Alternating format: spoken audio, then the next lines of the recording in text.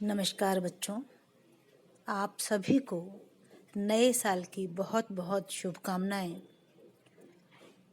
ऐसी उम्मीद करती हूँ कि इस साल हम पूरे साल स्वस्थ रहेंगे, हमारे मनों में आशा रहेगी, विश्वास रहेगा और जो कुछ भय, आशंका हमको कोविड के दौरान प्राप्त हुई, वह सारी भय और आशंकाएं समाप्त हो जाएंगी और हम हमारी संस्कृति में जैसा कहा गया है, सर्वे भवन्तु सुखिनः सर्वे सन्तु निरामयाः, अर्थात सभी लोग सुखी हों और सभी लोग निरोगी हों।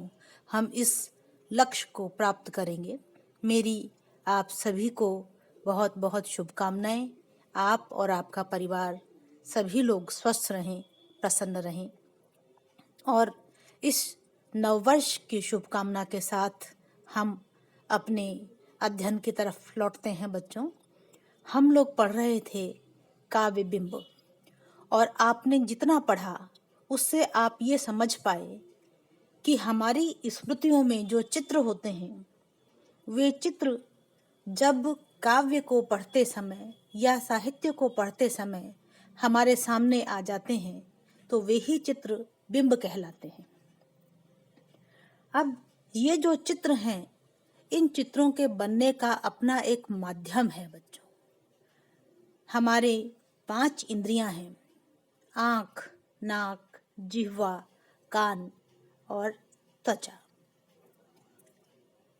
इनसे हम रूप, रस, गंध, स्पर्श और शब्द इस प्रकार के अनुभवों को प्राप्त करते हैं।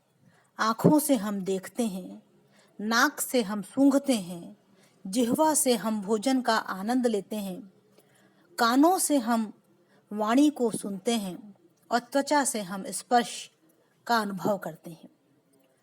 इन इंद्रियों के द्वारा, जिन्हें हम ज्ञानेंद्रियां कहते हैं, इन इंद्रियों के द्वारा हमें जो कुछ भी अनुभव होते हैं वे स्मृति रूप में हमारे मस्तिष्क में पड़े रहते हैं।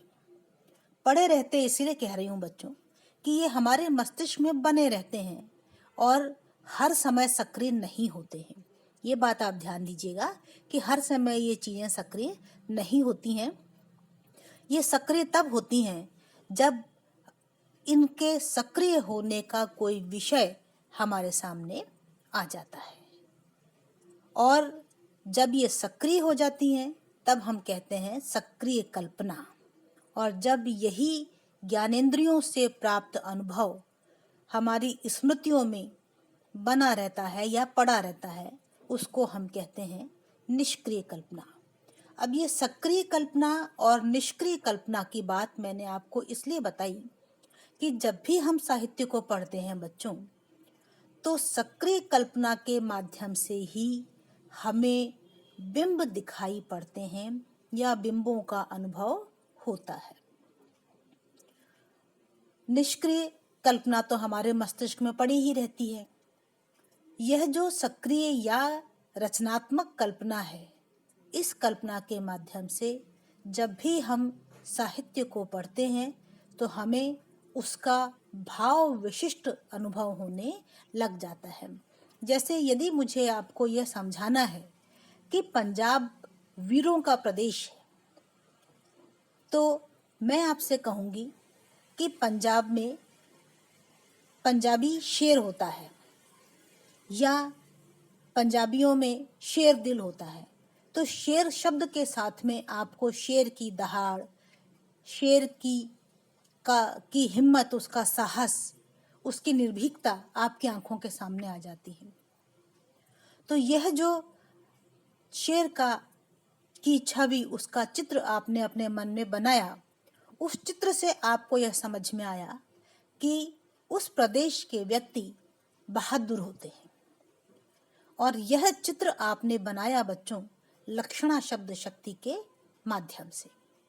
इसका मतलब यह हुआ कि संस्कृत साहित्य शास्त्र में जिसे लक्षणा और व्यंजना शब्द शक्ति कहा गया है, ये लक्षणा और व्यंजना शब्द शक्तियाँ साहित्य को पढ़ते समय हमारी सक्रिय कल्पना में योगदान देती हैं और इन शब्द शक्तियों के माध्यम से जो कल्पना हमारी सक्रिय हो जाती है उसके माध्यम से हम बिंब को देख पाते हैं।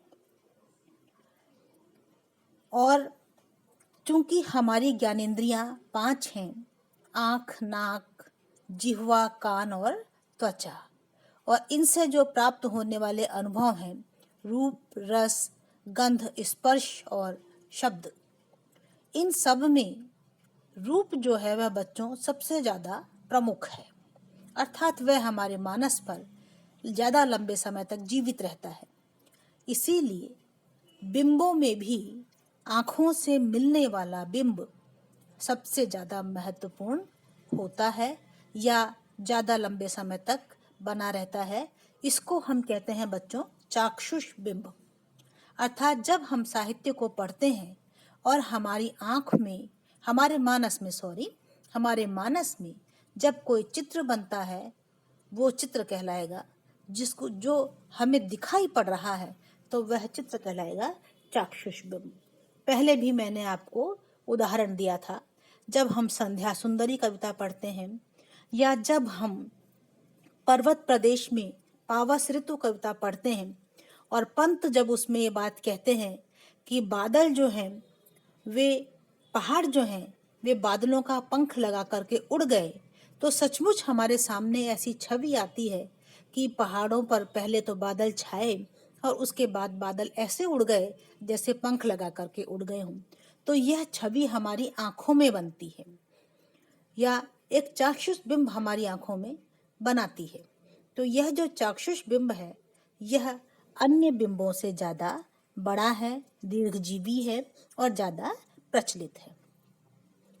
आज के अध्ययन में मैं आपको इतना ही बताऊंगी, शेष अन्य कल के वीडियो में।